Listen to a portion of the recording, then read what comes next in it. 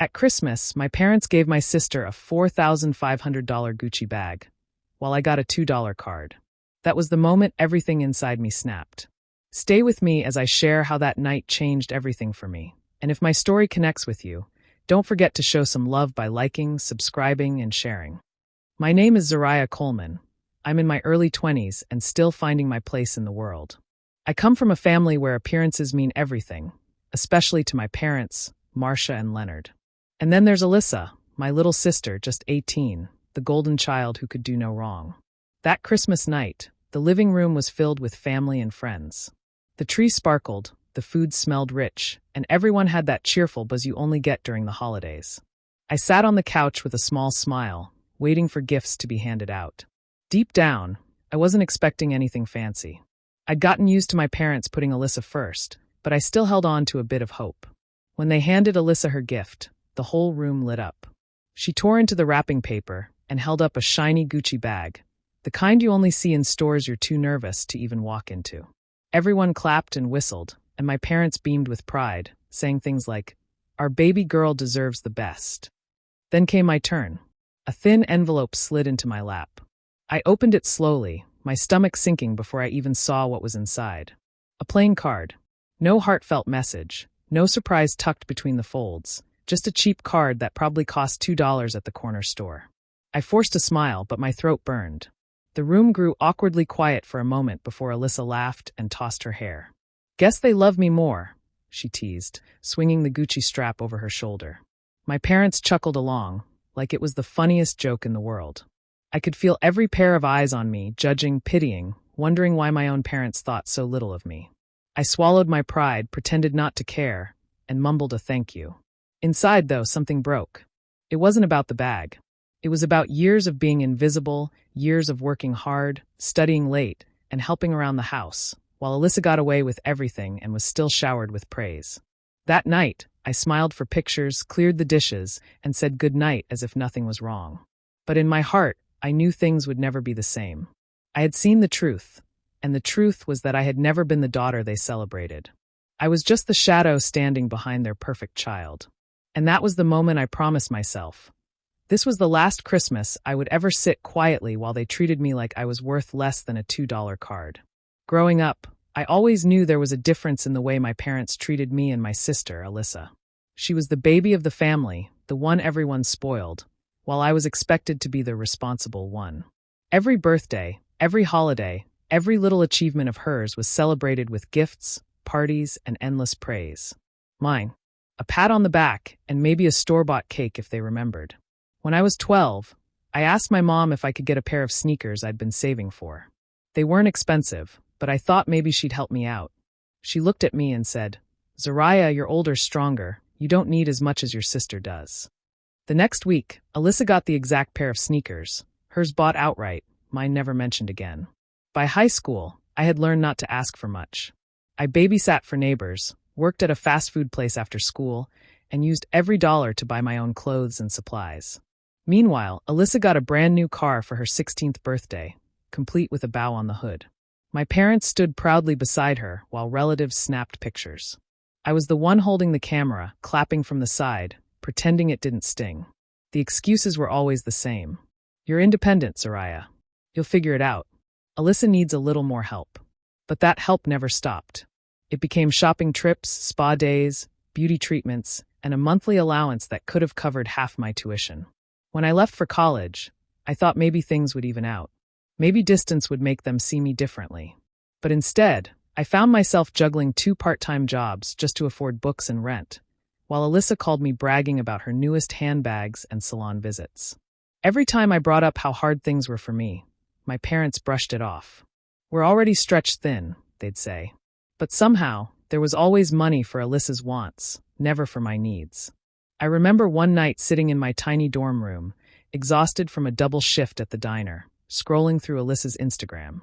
There she was, smiling in front of a boutique captioned, "Thanks Mom and Dad, best parents ever." My stomach turned. They had never once helped me with rent or groceries, but they had no problem dropping hundreds on another shopping spree for her. I told myself to stay quiet, to just keep working, keep studying, and not let it break me. But the truth was, Every new handbag, every salon appointment, every careless laugh from my parents when Alyssa teased me. It all chipped away at me piece by piece. It wasn't just favoritism anymore. It was betrayal. The kind that made me realize I wasn't really a daughter in their eyes. I was just the other child, the one who had to fend for herself while they poured everything into the daughter they chose to love more. I started noticing it more and more. Alyssa flaunting her Gucci bag everywhere she went, posting pictures online, showing off new outfits, expensive shoes, and little trinkets she'd gotten from my parents. It wasn't subtle. It was deliberate, like she wanted everyone to see what I never had. Every time she twirled in front of me or laughed about a new gift, I felt a hollow pit in my stomach. One evening, we had a family dinner at my parents' house. The table was filled with relatives, and of course, Alyssa made sure to pull out her brand new bag, letting it rest on her lap like a trophy. She smirked at me across the table, her voice dripping with teasing. "Nice jeans, Soraya. Did you get those from a sale rack?" Laughter bubbled around her, and my parents joined in, nodding and smiling as if it were the funniest thing in the world. I felt my cheeks burn, my hands clenching under the table. Every insult, every laugh, every look of approval they gave her, it was all adding up, building a wall between us, between me and the family I thought I belonged to. I couldn't take it anymore. For years, I had stayed quiet, swallowed my pain, and pretended to be okay. I had thought that maybe one day my parents would notice my efforts, my struggles, my accomplishments. But that night, sitting in the middle of the room, seeing them defend Alyssa without hesitation, I realized something that hit me like a cold slap. They never would. "She's the baby, she deserves it," my mom said, brushing off my discomfort like it was nothing. My dad nodded, as if to confirm that it was perfectly fine to favor one child and mock the other. That was it. Something inside me snapped. I looked at them, at Alyssa with her smug little smile, and I couldn't hold back anymore. I stood up, my voice shaking but loud enough for everyone to hear. "Do you even realize what you're doing? You humiliate me in front of everyone. You treat me like I'm less than your daughter, and you call it normal. I've worked hard, I've struggled, and yet all you do is celebrate her like she's the only one who matters." The room went quiet. My parents blinked at me, as if I had suddenly become a stranger in their house. Alyssa gasped, clearly not expecting me to speak up. My mom tried to dismiss it, saying, "Oh, Soraya, you're being dramatic again." But I wasn't listening anymore. I felt a surge of power I hadn't known I had, a clarity that this was the last time I would let them make me feel invisible. I grabbed my coat and stormed out, leaving the shocked faces behind me. That night, I didn't just leave the house. I left the years of silent suffering, the chains of being overlooked, and the burden of being their second choice. For the first time, I felt free, determined that no one would ever make me feel small again. I moved into a small apartment on the edge of the city, the kind that wasn't glamorous but was mine. No one from my family came by, and I didn't answer their calls right away. I needed distance, space to breathe, and time to figure out who I was outside of their shadow. For the first time in years, I felt like I had control over my own life. The first few weeks were tough. I worked extra hours at the diner and picked up tutoring jobs on the side. Every penny counted, so I learned to budget meticulously. Groceries were planned down to the last item, bills were paid ahead of time, and I kept a tight record of my spending. At night, I'd collapse into bed exhausted, but there was a strange satisfaction in knowing that I was building something real for myself, piece by piece. Meanwhile, Alyssa and my parents continued with their extravagant lifestyle, completely unaware of how I had changed. Photos of Alyssa's shopping sprees filled my social media feed, and stories about vacations and parties streamed past. They had no clue that I was no longer just the quiet, obedient daughter. They didn't know I was already setting the stage for my own rise. I channeled every ounce of hurt and humiliation into motivation. Every time I thought of Christmas night, the $2 card, or the way they had laughed at me, it fueled me. I refused to let anger consume me. Instead, I turned it into focus. I signed up for online courses to improve my skills, studied late into the night, and applied for scholarships to make sure my tuition would be covered. I wasn't in a rush to confront them. I wasn't planning a dramatic showdown. This was about creating a life they couldn't ignore, one built on my effort, not their validation. Slowly, a plan began to form in my mind. It wasn't impulsive or loud, it was quiet, deliberate, like a chess game. I would rise on my own terms. I would succeed in a way that couldn't be overlooked or dismissed. One day, they would realize that the child they had ignored, the one they had treated as less, had built something they could never take away. I imagined the moment when I could walk into a room, not seeking approval, but carrying the proof of my worth. The memory of their laughter and Alyssa's smug smirks only sharpened my resolve. I knew it wouldn't be easy, and I had no illusions that it would happen overnight. But I had a fire inside me that couldn't be put out by favoritism, by mockery, or by years of neglect. Every day, as I deposited a little more money into savings, finished another assignment, or picked up an extra shift, I reminded myself, this was my time. Quietly, steadily, I was reclaiming my life. And when the day came, they would understand exactly what they had lost by undervaluing me. My plan wasn't about revenge and anger. It was revenge and triumph, in proof that I was more than their neglect had ever allowed me to be. Over the next 2 years, I threw myself completely into nursing school. Classes were long, exams were brutal, and clinical rotations drained every ounce of energy from me. But I refused to let anything slow me down. I knew that my independence depended on my effort, on proving to myself that I could create a life without leaning on the family that had always overlooked me. To make ends meet, I worked 2 jobs. During the day, I was a nursing assistant, learning skills that would one day help me save lives. At night, I tutored high school students online, helping them with subjects I had excelled at. Every dollar I earned was carefully accounted for. My savings slowly grew, my apartment became comfortable, and for the first time, I felt a sense of security I had never known. As the months passed, I began to feel something I hadn't allowed myself to feel in years: pride. Pride in my work, pride in my ability to manage my life, pride in my own strength. The sting of my parents' favoritism no longer defined me. I realized that my self-worth came from within, from every late night studying, every extra shift, every challenge I faced and conquered. Along the way, I built a circle of friends who became like family.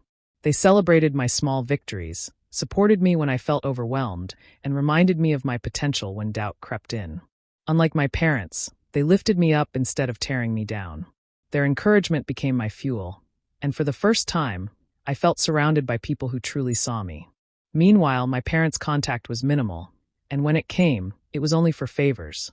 "Zariah, can you give me a ride to the store? Or, can you lend Alyssa a little money? She just needs a quick fix." I answered politely but started noticing the way they assumed I would always be available, that my success was theirs to exploit. Their sense of entitlement reminded me why I had distanced myself in the first place. It was during these moments, helping them in small ways while still protecting my boundaries, that I began to see cracks in their perfect family image. Leonard's small business wasn't doing as well as they let on. Marcia's spending on lavish home decor and luxury items for Alyssa seemed reckless. There were late notices, credit card debts, and subtle hints that their finances weren't as secure as they projected. I watched quietly, absorbing every detail, while I continued to build my own empire of stability. I no longer needed their approval or their attention. My rise was quiet, steady, and unstoppable. Each accomplishment, no matter how small, felt like a victory against years of being overlooked. By the end of those 2 years, I wasn't just surviving, I was thriving. I had my own apartment, a strong support system, and a career path that promised independence and respect. I realized that my parents' neglect had unintentionally fueled my determination. What they had tried to use to hold me back had instead pushed me to become the woman I had always wanted to be: capable, confident, and unstoppable. I heard the news one morning from a mutual friend. Leonard had lost his job. Poor management, missed deadlines, and years of overconfidence finally caught up with him. The man who had once flaunted his success, always boasting about being the provider, was suddenly scrambling. Marcia tried to keep up appearances, posting happy photos on social media, but even those smiles couldn't hide the worry in her eyes. Then came the next blow. Marcia's small boutique, which she had poured her savings into, failed. The rent, the merchandise, the renovations, they had all been investments she thought would secure their lifestyle. Instead, the business closed, bills piled up, and the golden family image everyone admired began to crumble. I watched from a distance, not with glee, but with a calm awareness that the world they had built on appearances was finally showing cracks. Alyssa was the hardest to witness. Used to luxury, she continued her spending habits, racking up massive debt with her credit cards, still expecting the world to bend to her whims. She called me more than once, as if nothing had changed, asking for advice on which designer bag to buy next or how to pay off a bill without working. I listened quietly, noting the desperation that even she seemed unwilling to face. Their carefully curated lives of wealth and privilege were collapsing, and for once, they had no one to blame but themselves. Then the calls started coming to me. First, it was Marcia.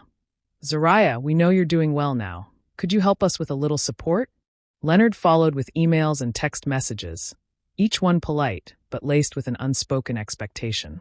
Even Alyssa tried, softening her tone. "Big sister, just a small loan, please." I stared at the messages for hours, letting the old bitterness resurface.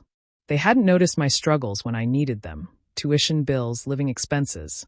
But now that their world was falling apart, they suddenly remembered I existed. The audacity of their timing made my blood boil, but I kept my calm. I thought about Christmases past, the $2 card, the constant favoritism, and the years of being ignored. The humiliation, the invisibility, the way my parents had overlooked every effort I made. It all came rushing back. They wanted me now, not because they cared, but because they were desperate, and desperation had finally turned their eyes toward me. I didn't respond right away. I didn't rush to bail them out, didn't answer their texts immediately. I wanted them to feel a fraction of the anxiety they had caused me for years. I remembered the powerlessness, the shame, the quiet rage I had buried inside. For the first time, I realized that their golden family lifestyle had always been fragile, built on favoritism and appearances rather than stability or respect. And now, as they reached out, expecting help, I understood something crucial. I had the upper hand. They needed me, but only when they were vulnerable. That reversal of roles, their fall from grace and my steady rise, felt like justice in its quietest, most satisfying form. I smiled to myself, knowing I wouldn't be their savior. They would have to face the consequences of their choices. I had my life, my independence, and my dignity. That was more than they had ever given me, and now it was mine to keep. After months of ignoring their calls and messages, I finally agreed to meet my family. Not because I wanted to, but because I felt it was time to see them up close, to understand the state they were in, and to confront the dynamic that had tormented me for years. I arrived at their house, calm and collected, dressed neatly but without any pretense, carrying the quiet confidence I had built over the last few years. The moment I walked through the door, I felt the shift. Leonard and Marcia immediately fell into their old pattern, assuming I was there to bail them out, to smooth over their problems. Alyssa, as always, smirked as she glanced at me, certain I couldn't possibly say no. "Family is family," she said casually, leaning against the counter like she owned the place. I noticed the little twitch in her smile, the first crack in her armor, and I allowed myself a small, private victory. I sat down, letting silence fill the room for a moment before I spoke. "Do you remember Christmas?" I began, my voice steady. "When you gave Alyssa a $4,500 Gucci bag, and I got a $2 card? Do you remember how I felt, how invisible I was, how every effort I made seemed to mean nothing to you?" Leonard coughed nervously, trying to downplay it. "Zariah, that was years ago. It wasn't." "I was there," I interrupted, looking directly at them. "I saw the way everyone laughed at me. I worked jobs to pay for my own things while Alyssa got everything she wanted. I struggled through school, through life, while you both cheered her on like I didn't exist." The room grew tense. For the first time in years, I saw fear in their eyes. They had assumed I would act like the obedient daughter, that I would forgive and forget, that I would become their ATM once again. But I didn't. I was calm, but my words carried the weight of every humiliation, every overlooked effort, every moment they had treated me as less. Alyssa's smug confidence faltered as she realized I wasn't the girl who would sit quietly anymore. Marcia's lips pressed together tightly, Leonard's hands fidgeted. Small signs of panic I had waited years to witness.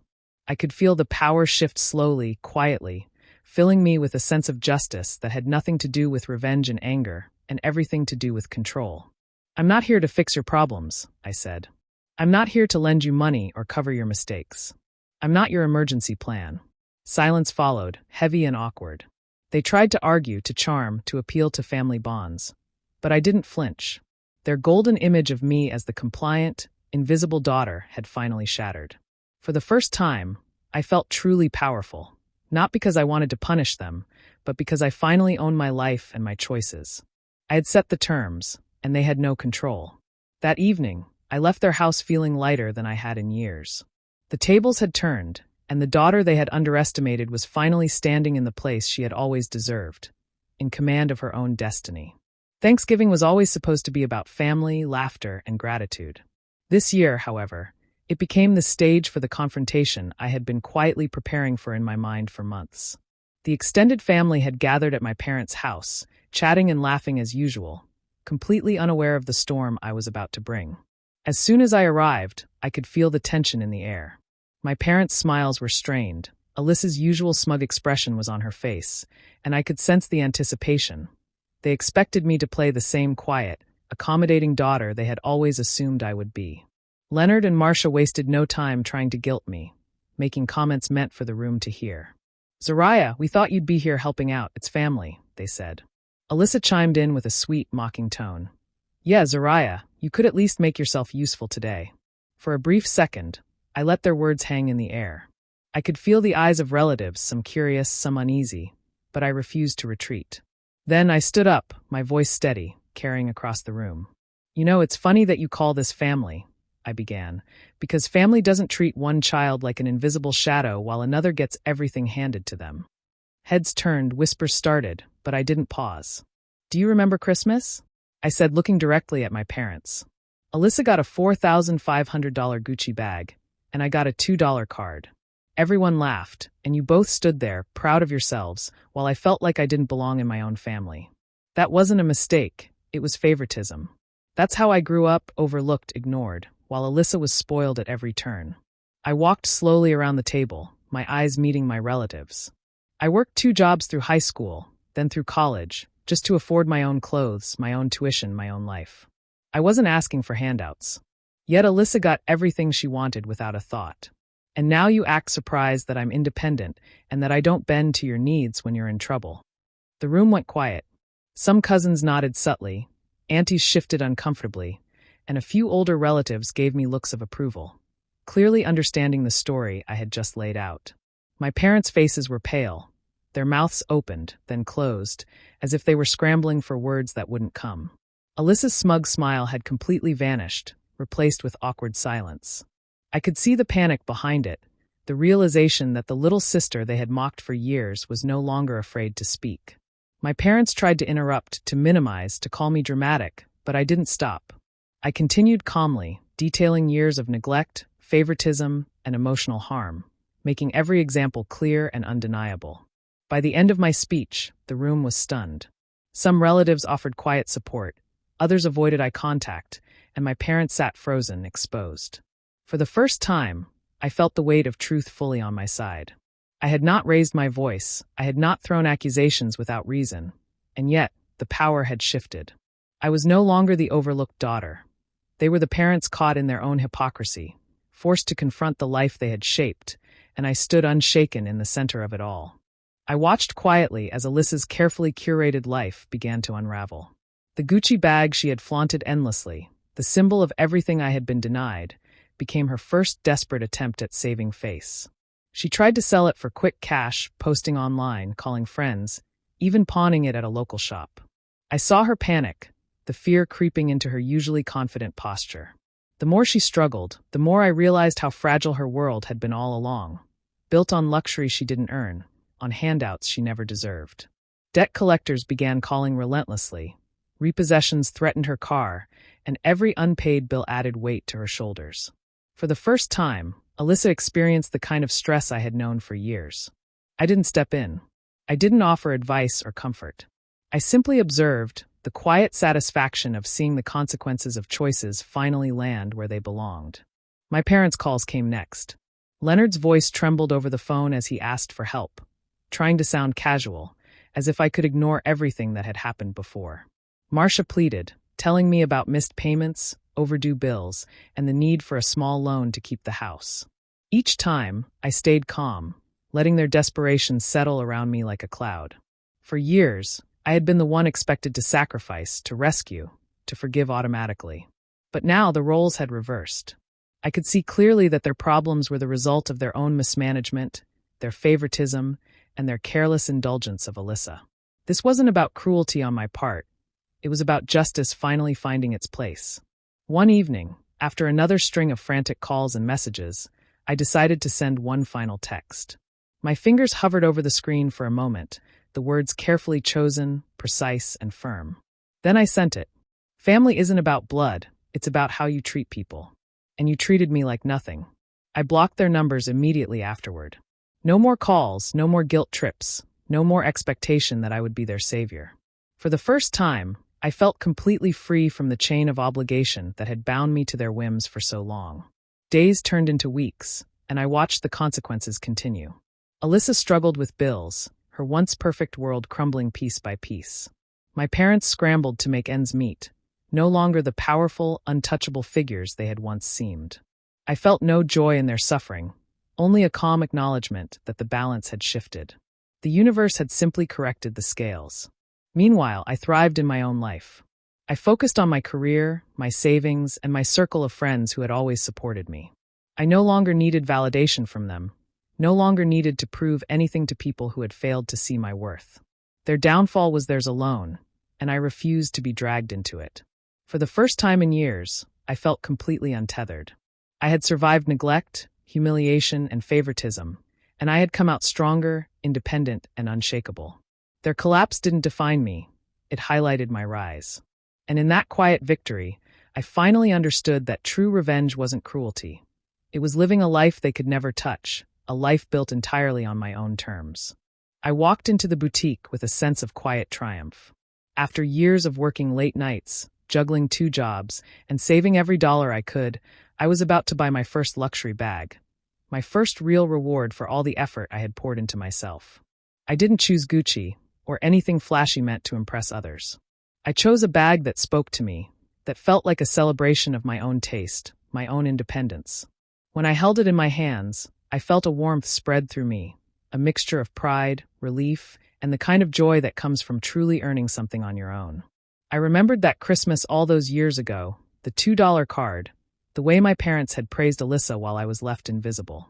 For a long time, those memories had stung like an open wound. But now, holding this bag, I realized something powerful. I didn't need their validation anymore. I didn't need their approval, their praise, or even their attention. I had built a life of my own, a life that couldn't be diminished by their favoritism or indifference. I had earned my place, and no one could take it away from me. I called a few of my closest friends to celebrate. They were the people who had stood by me through thick and thin, the ones who had cheered my smallest victories and encouraged me to keep going when it all felt impossible. Their pride in my accomplishment was genuine, their joy untainted by jealousy or comparison. For the first time, I understood what it truly meant to be surrounded by a chosen family. People who loved and respected you for who you are, not what you could give them or how you fit into their world. Mentors I had met through school and work also reached out with congratulations. These were people who had guided me, offered advice, and shown me paths I never would have discovered on my own.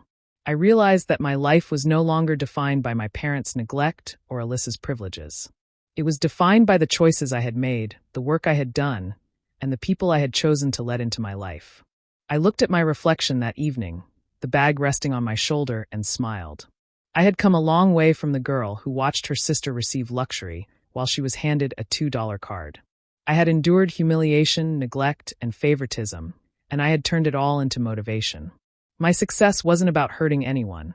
It was about proving to myself that I was capable, strong, and worthy of respect. That night, as I set the bag beside my bed, I whispered to myself the truth I had discovered through every struggle and triumph. My story wasn't about revenge through destruction or bitterness. It was about revenge through success, independence, and self-worth. That Christmas, they gave me a $2 card, while my sister got a $4,500 Gucci bag. But in the end, I gave myself something they never could: freedom. Do you think Zariah made the right choice by standing up to her family and building her own life? Or should she have forgiven them and stayed close? I'm really curious to hear your thoughts. Share them in the comments. And if stories like this inspire you, make sure to hit subscribe and turn on the notification bell so you never miss a powerful tale of courage, independence, and triumph.